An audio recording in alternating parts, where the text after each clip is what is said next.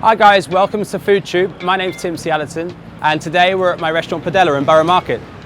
We focus on fresh pasta here, anything from tagliarini, pappardelle, fettuccine, ravioli and so many more, but today I'm going to show you a classic Tuscan dish called pici. Come inside.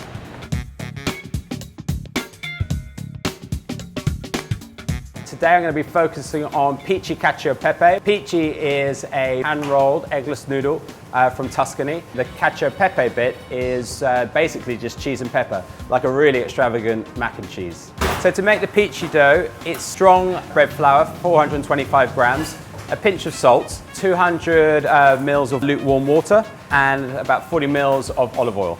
And it's just a case of getting your hands in, getting mucky and stirring it around. Because what we're after at the end is quite a dense texture. You've got to knead the dough for about 7 to 10 minutes and then it needs a good rest, at least 2 hours. Here at the restaurant we always leave it overnight, wrapped in cling film. I was one of the first ever trainees at 15 all those years ago. Super lucky that I had Jamie as my teacher. Back then is where I fell in love with pasta really. Without that, I don't think this place would be open. So after you've allowed your pici dough to rest for a little bit, you'll see that it's a different kind of texture to before it was resting. You just got to flatten it out a little bit. And if you're finding it difficult with your hands, get in with your elbow.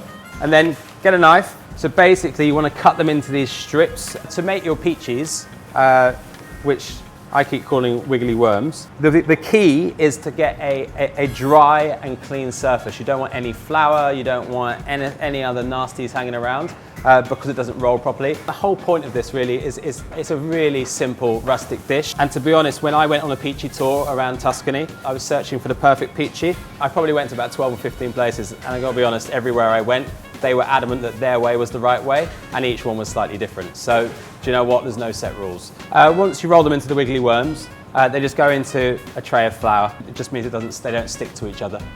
You can make pici and probably keep them in the fridge for about 24 hours. And I just fold them up like that so that they don't utilize all the space in your fridge. Cover it in cling film if you're doing that overnight. Alrighty, so we're coming to cook the picis and we just drop them in. And it takes about 6-7 minutes. Always remember to put salt in your water.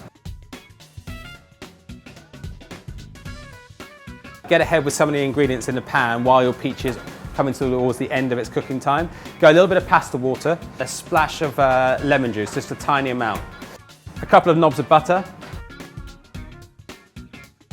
a decent kick of black pepper, probably about a tablespoon. We're going to take the pici out, turn the heat up, and once you see the butter melt, at that point, you can go in with the cheese. That's perfect. It's kind of emulsified with the pasta water and the black pepper. So I'm going in with the Parmesan cheese, and all you want to do is go a decent handful on top. So now that heat has melted the cheese, pretty much all gone, it's at this point you can stir. And just stir around with either some tongs or a wooden spoon, whatever you got really, to let that cheese melt until you've then got this, look at that, like beautiful, creamy, cheesy sauce. And then onto the plate.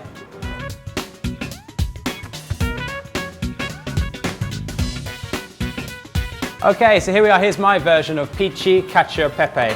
It's basically an awesome mac and cheese.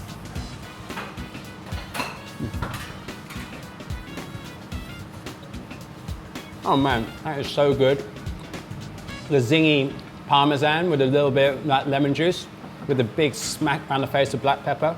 Oh man, so good. Give it a try. Give it a try.